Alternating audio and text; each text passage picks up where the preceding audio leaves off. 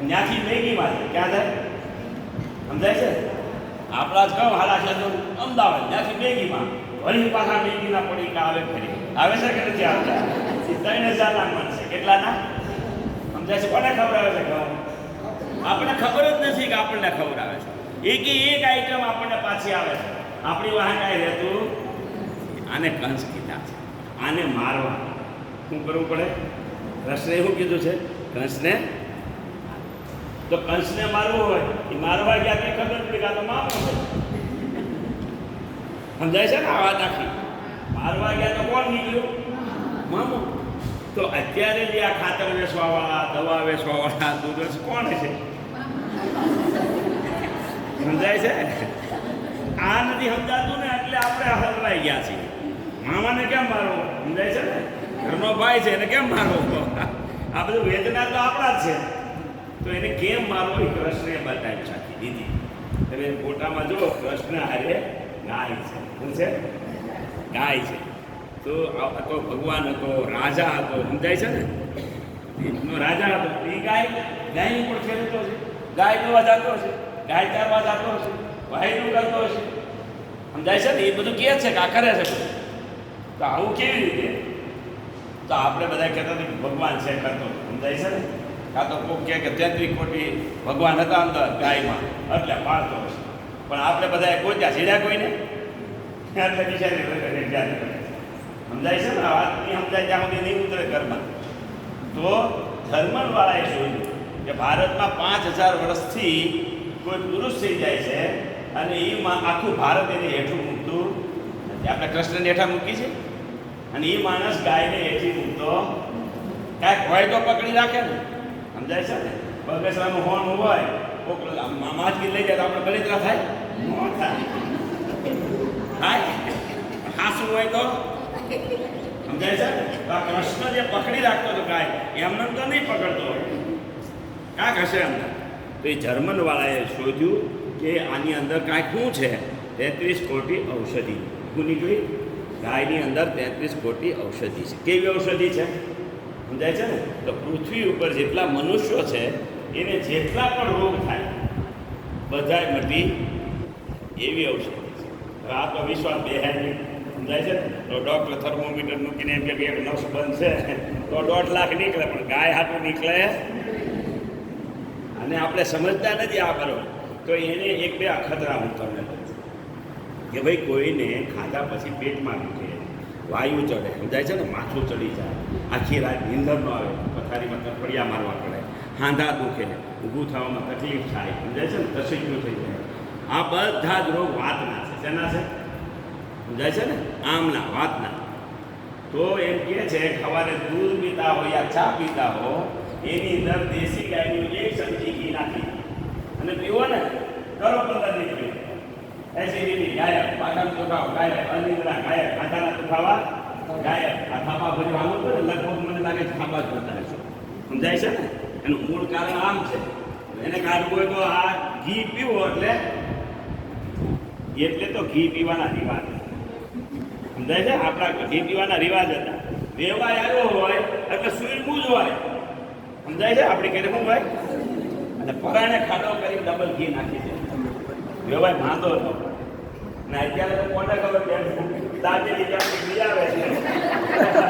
વેવાય ઘી ખબર નથી આપણો વ્યવહાર આવો અને આપણે સમજીએ છીએ ક્યાં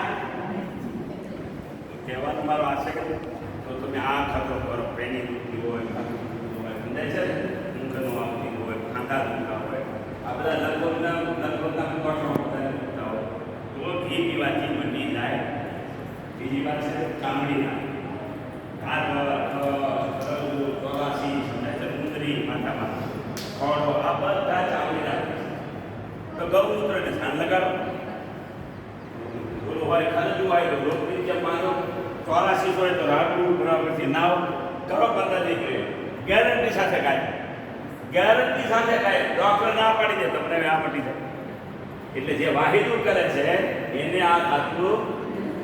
વાત સમજો બરાબર આ નથી સમજાતું મારા દીકરાના હોને ચામડીનો રોગ છે સાંભળ્યો ભાવે રોજ આપણે થઈ જાય અને પાછી ઘરે આવે ને તો હાટલા આવે તો આમ કાંઈક જીવન કાર્ય કરતા નહીં ઘરના ક્યાં ખબર તો પડે પૂછે ક્યાં જાવ છો પણ એની દવા તો કરે છે મેં કીધું અમને થાક્યા એ તો થાક્યા હતા પણ એની દવા તો કરે છે એટલું મેં કીધું પછી કાંઈ કીધું એક દીઠો બે દીઠા તો થર્ડ તો કરતી જ અને કોલી દવા કીધું તને તલબ થાય તો કહું ને એમને કહો તો કાંઈ કાંઈ સમજાય છે ને આ વાત આખી છે કંઈ કીધું ગૌમૂત્ર છાલ લગાડતા મોટું મોટું શું નહીં એને ઓલું ટ્યુબ હશે આ લગાડો મેં કીધું એ વગર નહીં મળે પછી સાહસ કર્યું સવારે વહેલી 5 વાગે અને એટલે સુધી લગાડ્યું અમે ઉઠી તા જેથી એમ કર્યું તો ભાઈ ખંજોળ બંધ થઈ ગયા એટલા આખા શરીરે લગાડ્યું પછી એને ધ્યાનમાં આવ્યું કે આ તો સારું સારું ખાતી માટે પછી 5 વાગે આખા શરીરે લગાડી અમે ઉઠી તા નાય સમજાય ખબર એ ના પડે લગાડી પછી 4-5 દી થયા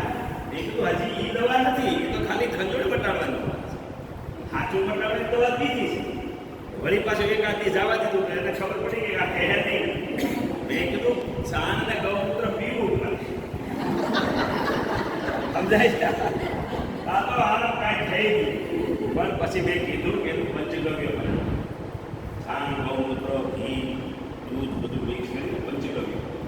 એટલે મેં પછી પંચગવ્ય બનાવ્યું અને અમે 2 માણા પી ને એક ગ્લાસ છે ને સમજાય છે પીએ છીએ 15 દીમાં પી સમજાય એકદમ પી એને ખબર પડી ગઈ ખરી આજે વહેલા 5 વાગે ઉઠીને 2 માણા પંજા સમજાય છે તો વાહિદું એ કરે છે અમે પહેલાં માણસ રાખ્યો હવે પોતે વાહિદું વાહિદું કરી કમ્પ્લેટ તમે જો પછી હાથ કરો ગોળા કાંઈ આવ્યા હોય તો એ સાફ કરી દઈએ તો એને ખબર પડી કે કાંઈ નથી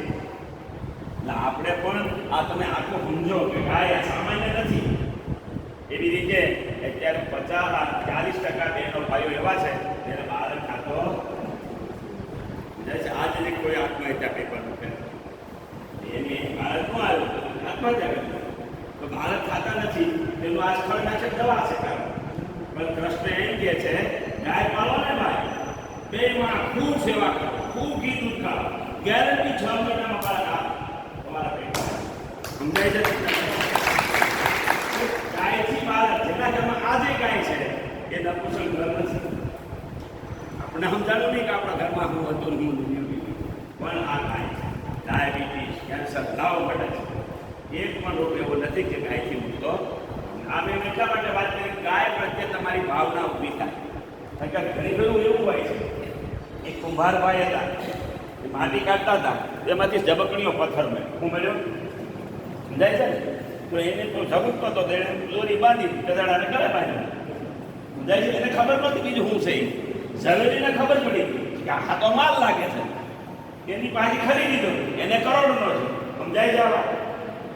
એવું આપણું છે આપણને ખબર નથી કાંઈ શું છે તે બિચારી અત્યારે ભેટ્યા પણ એ તમારા જીવનની જીવન સત્વ આપનારી ગાય છે એટલે કહેવાનો મારો આ છે કે ગાયના પ્રત્યે મેં વાત કરી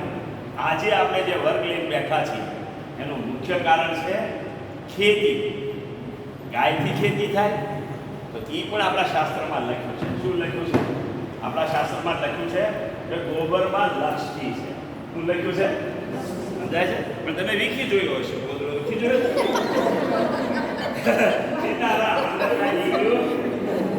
જર્મનવાળાએ કીધું કે આની અંદર 33 કોટી ઔષધિ છે કેવી ઔષધિ છે આખી પૃથ્વી ઉપર જેટલી વનસ્પતિ છે એનો ખોરાક અને દવા ગૌમૂત્રની છાણ છે સમજાય છે મારી વાત આખી એના આધારે સુભાષ પાલેકરજી આ સંશોધન